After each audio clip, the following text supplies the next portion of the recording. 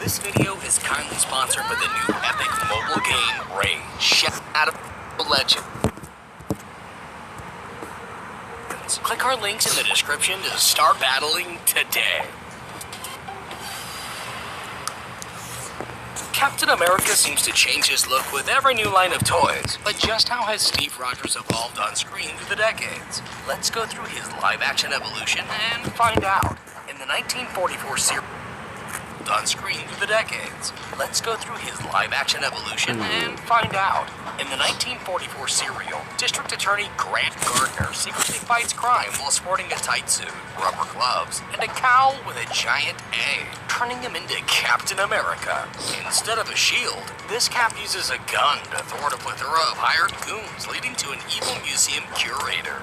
In 1973, Turkey got their own bootleg Captain America, donning a spandex suit and rubber gloves with added boots and a cowl with an overly long neckpiece. He and Luchador Santo fight crime boss Spider-Man and his mini clones. Back in America, Cap would get two 1979 TV movies, in which Steve Rogers reluctantly wears tight spandex with vertical torso stripes, added stars on his boots and gloves. He also wears a bulky helmet and goggles. His second suit is a lighter blue color with abdominal torso stripes, hiked-up belt, white on his arm sleeves, and starless gloves and boots. His goggles are replaced with a cowl, and his helmet adds plastic wings and a larger A. He also yields a flimsy plastic shield, but most importantly, he rides a jet-boosted motorcycle with attached hang glider for short flights. Fast forward to 1990, and a new super soldier Steve Rogers now dons a seamless costume with glued-on rubber ears, a more comic-accurate shield,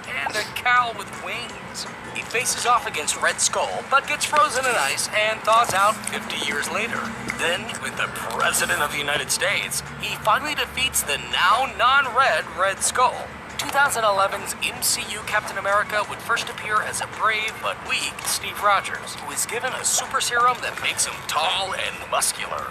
First wearing a cloth costume with short shorts, a heater shield, and cowl for wartime entertainment.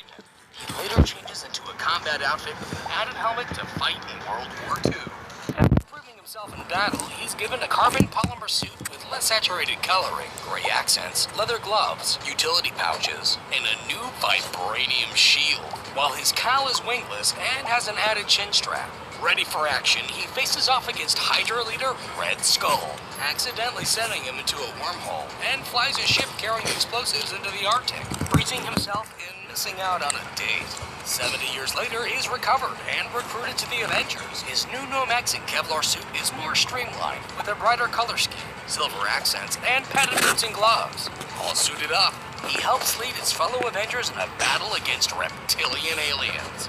In The Winter Soldier, he wears a darker stealth suit with horizontal chest stripes, muted red accents, and fingerless gloves. His shield also gets a stealth upgrade. Later, he wears a near replica of his original combat suit, but with an updated, brighter color scheme. He faces off against a mysterious Hydra assassin, who happens to be his brainwashed former friend. In Age of Ultron, his suit resembles his stealth suit without the chest stripes. Additional red and white details. His boots and gloves get an update, and his pants seams are altered. Oh, and his new gauntlets can now retrieve his vibranium shield. With his new look, he helps his fellow heroes defeat intelligent robots, and then gets ready to train a new batch of Avengers. In Civil War, the suit has more blue. The seam pattern on the torso is altered again. His gloves are smaller, and he's got a fancy new belt and darker boots. After a political disagreement within the Avengers, he takes off his shoulder logos and clashes with Tony Stark, breaking up the Avengers and becoming a fugitive. But in Infinity War, Cap is back.